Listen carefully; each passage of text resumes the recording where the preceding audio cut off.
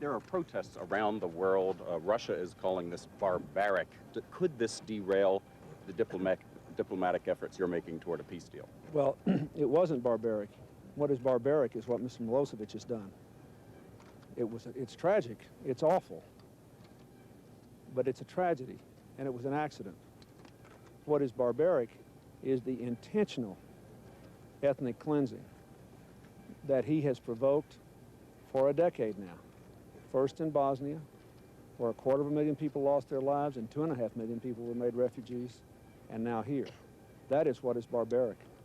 I don't blame people for being upset about it. I'm upset about it. But it is clearly, if you remember that over 10,000 sorties have been flown here, it is obvious that the NATO, the generals and the pilots have worked very hard to avoid this. I know when I was in Germany, I talked to pilots that literally had risked their own lives to avoid innocent civilian casualties when weapons being fired against them were being fired from heavily populated civilian areas on roofs and things like that.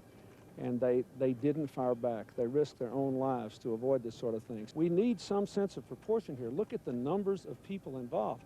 Thousands of people killed, of Kosovars.